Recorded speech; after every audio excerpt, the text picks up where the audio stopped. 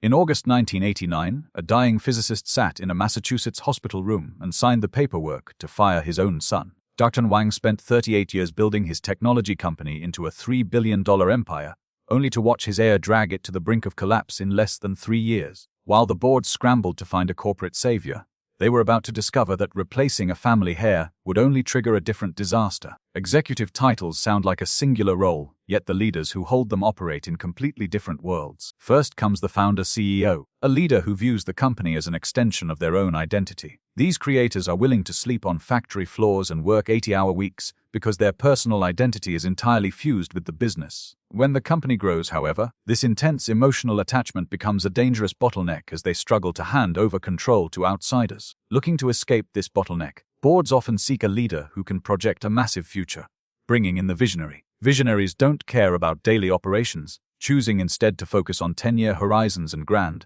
world-changing goals. They inspire teams with impossible deadlines and dramatic speeches, pushing employees to achieve things they never thought possible. When these unrealistic deadlines are missed, the visionary simply shifts attention to a new project, leaving teams to handle the wreckage. Underneath the inspiring rhetoric, however, lies a trail of operational chaos that others must clean up. Their obsession with the next big breakthrough can blind them to current cash flow problems, leaving the company vulnerable to sudden market shifts. To clean up this chaos, boards usually hire the operator, an executive who values spreadsheets over inspiration. Operators excel at supply chain logistics and administrative efficiency. Every department is analyzed for cost reduction, turning the entire company into a highly optimized machine. Consider how Tim Cook joined Apple in 1998 and immediately slashed inventory holdings from 31 days to just 6 days. Without a creative spark to drive new ideas, an operator can optimize a dying business model all the way to its grave. While operators optimize systems, the micromanager insists on controlling the people inside them. These executives refuse to delegate, demanding to approve everything from million-dollar contracts to the exact font on a marketing flyer. No decision is too small for their scrutiny, leading to endless review cycles that slow down every project. Such extreme control paralyzes the organization, making it impossible for managers to make decisions without senior approval. Talented leaders quickly leave the company, refusing to work in an environment where their expertise is completely ignored. What remains is a culture of fear, where employees wait for instructions instead of taking initiative. In stark contrast to the inward focus of the micromanager, the celebrity CEO is obsessed with the public stage. Much of their energy goes into building a personal brand, appearing on television, and staging elaborate publicity stunts. During 1996, Richard Branson wore a wedding dress on a catwalk to promote his new bridal business. If the star leader suffers a public relations scandal, the company's stock price can plummet in a single afternoon.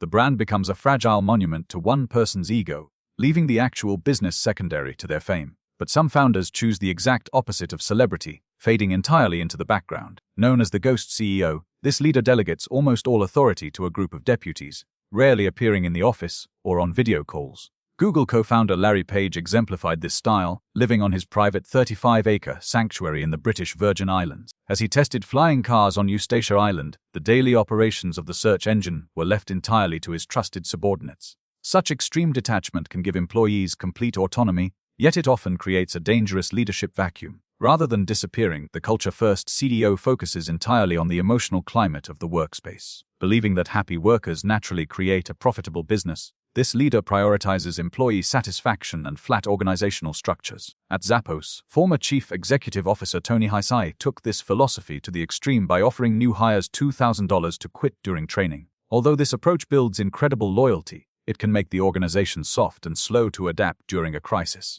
Managers often struggle to fire low performers or make difficult budget cuts because they fear damaging the harmonious atmosphere. But when the harmonious atmosphere fails to produce results, boards often lose patience and hire a professional hired gun. Often called the serial CEO, this professional executive treats leadership as a repeatable formula rather than a personal mission. Serial CEOs move from company to company every few years, applying the exact same strategic playbook regardless of the industry. Rather than investing in long-term growth, many serial leaders prioritize quick cost cuts that make the balance sheet look attractive to buyers. Their primary focus rests on short-term milestones, scaling operations quickly to trigger their own performance bonuses before moving on. Once these leaders depart, the organization is frequently left with depleted resources and no clear plan for the future. If the damage is severe enough to threaten bankruptcy, the board will call in the corporate surgeon, known as the turnaround CEO.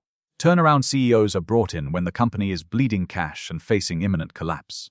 Instead of worrying about morale or long-term innovation, they focus entirely on immediate survival through drastic cost-cutting. Within days of arrival, they will cancel projects and lay off thousands of workers. Richard Miller played this role at Wang Laboratories in 1989, launching massive layoffs to stabilize the company's escalating debt. Yet the most emotional transition occurs when a company's leadership is passed down through bloodlines rather than performance. Under the family successor model, a leader inherits a corporate empire because of their last name. Heirs of famous founders live under a constant shadow, facing intense skepticism from both employees and shareholders. Frederick Wang took the reins in 1986, carrying the weight of his father's expectations and the doubts of the industry. His attempt to modernize the minicomputer company failed, resulting in a quarterly loss of $375 million. Seeing the company collapse, Dr. Wang made the painful decision to fire his own son in a desperate bid to save his life's work. Despite these aggressive changes, the turnaround efforts failed, and the company filed for bankruptcy in August 1992. Before his death in March 1990, Dr. Wang realized the son he fired was only trying to protect an obsolete legacy. That final signature on the termination letter remained the last official act of a father who built a future he could not trust his own blood to hold.